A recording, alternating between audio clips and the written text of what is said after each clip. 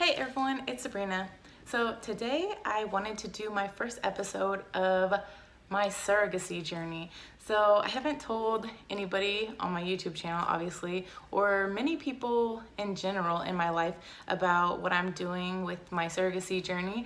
So I wanted to start from the beginning, and I haven't done any medical appointments thus far. So I wanted to give you guys kind of the journey from almost day one until the end of the journey so you can see how it evolves, because I actually have watched a lot of YouTube videos about surrogacy, and most people tell the journey after it's already over. So they kind of give like maybe a longer video of what exactly happened from day one until the end. But I wanted to give you guys step by step. So I have my notes here of the main points. So I thought honestly that I wasn't going to be able to do the surrogacy like at all, because I talked to a lot of agencies and they didn't like mine and Safari's lifestyle. So obviously you guys know this is mainly a travel channel.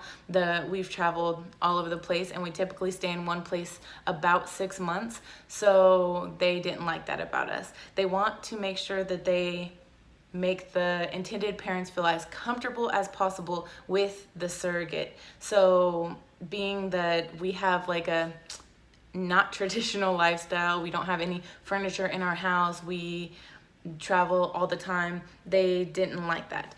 And a lot of the bigger agencies, they actually do a home study where they come to your house and they take pictures and then they send those to the intended parents. So obviously people who are wealthy enough to get a surrogate don't really want to see the surrogate not having any furniture in their house, because stereotypically, I guess that means you're poor. I don't know. But yeah, so I talked to probably like 4 or 5 agencies, and they all kind of were excited about me at first because they get a lot of Chinese parents, and I lived in China for a little while.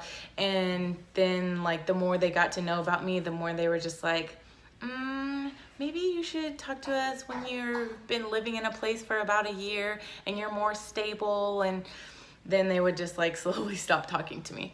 So I kind of gave up on the journey for a while, and I was just like, well, apparently I'm not gonna be a surrogate. It wasn't meant to be. And then I went on vacation a month and a half ago with my dad and Safari to South Dakota, and I was telling him my plans and the ideas that I've had, and I was like, you know what, like I was sitting there one day, I was like, let me just like give it a try again. I think I was on Facebook and there was a Facebook ad for this surrogacy agency, and apparently they're like a smaller agency. I didn't know that initially, and so I was just like, I'll put in my contact info and see if they contact me. And so I did. And then the next day they contacted me and they started asking me like the traditional questions, like, why do you want to do this? All of those type of things. And if there was anything that I thought would prevent me from doing this. And so we did that initial interview, and then she was like, well, you seem like you'd be great for it, so I'm gonna go ahead and send you the application. So then I filled out the application. That is a very intense application. So of course the basic info, name, all that, email, but then it gets into your medical history. So like any pregnancies that you've had, and then you have to give the, for any births that you've given, you have to give the doctor information. So if you went to 2 doctors, if you moved, you have to give all of that information. And then, you have to fill out a bunch of like short answer questions about why you want to do this, what you want the parents to know, what kind of parents you want to be a surrogate for. So for example, if somebody's doing this for a more like religious reason, or they don't believe in same-sex marriage, then they can say like, we don't want a same-sex couple. Or they can say, we don't want a single person. I don't want to be a surrogate for a single person. I, as most of you know, don't care. So you could be a single mom, a single dad, you can be 2 men together, you could be 2 women together, a traditional mother and father situation. I don't care. Like, I feel like everybody deserves an equal opportunity in this. So that's just my take on it. Every surrogate's going to be different. So I said that I would accept any kind of parents. I said that I would accept taking twins. And so the initial application is pretty long. So I did it very quickly, and that's because I sat down and did it as fast as possible. I'm the type of person, when I get something in my head, like I want to do that and I want to make sure I do it as fast as possible, but as authentic and well as possible. So I did it, I would say, in about an hour to an hour and a half. And so once that application's done, then they'll go through that and they'll ask you any questions that they need to ask you. And then that's when they're going to get your medical records from the different doctors that you put on your application. So for me, that probably took longer than usual. I'm not exactly sure, but I had 2 doctors. I had one in Utah when I was still in the military, and then I had one in California, which is the one that like did the delivery. So they got both of those, I would say, in about 2 weeks. And so then she was like, perfect, we got like all of your medical records, it's good to go. So now I'm going to have you do an interview with the counselor, which is like kind of like, I guess, the next step into the agency.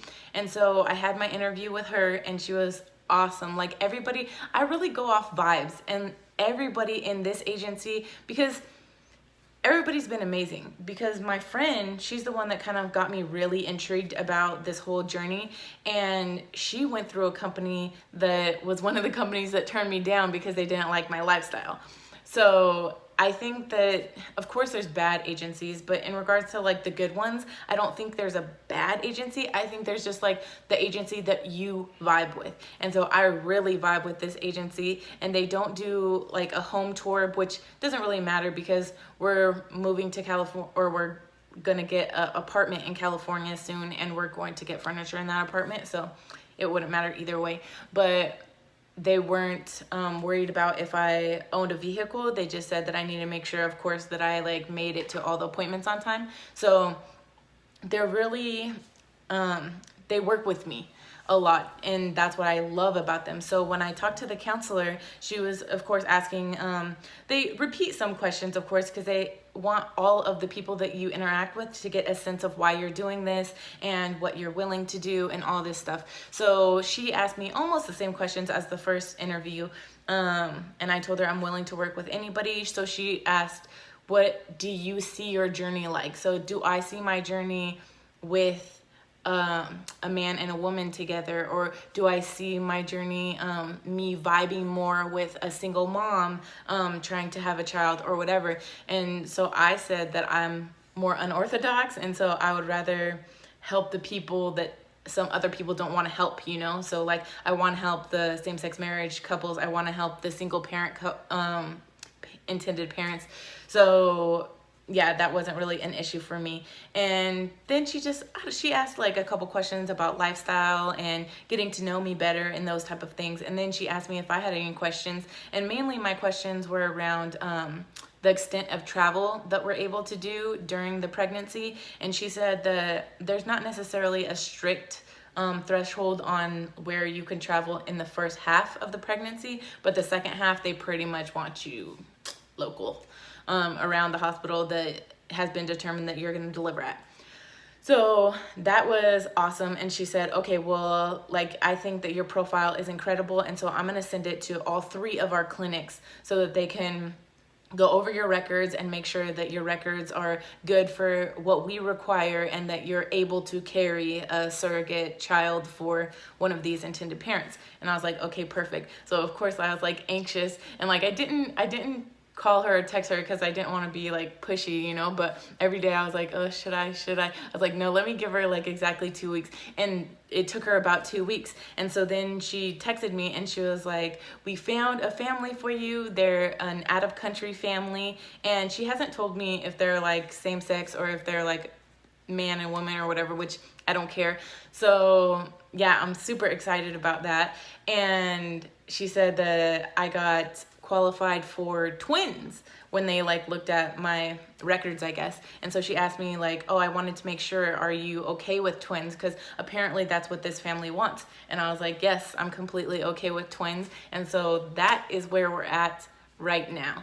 So that just happened yesterday when she texted me and said that she found a family for me. So they just have to make sure, I guess now, that the family is okay with me being the surrogate. So once the family decides that, yes, I'm okay with her, then that's when they bring the profile of the intended parents to me. And then I can say, yes, I like these parents, I think I'll vibe with them or whatever. Or no, I don't like these parents, like I'll wait for another parent match or whatever.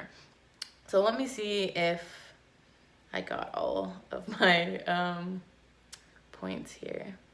Yeah, so I think that was everything that I had to say about this part of my surrogacy journey. I'm gonna do a surrogacy playlist on my YouTube channel. So every Tuesday there will be a new surrogacy episode in regards to either my progress in my personal surrogacy journey, or I'll answer frequently asked questions in regards to surrogacy in general, and maybe how to deal with the emotional side of it, or how to deal with the physical side, the monetary side, all of those type of things. So if you guys have any specific questions, please leave them in the comments and I will definitely answer them in the next episode.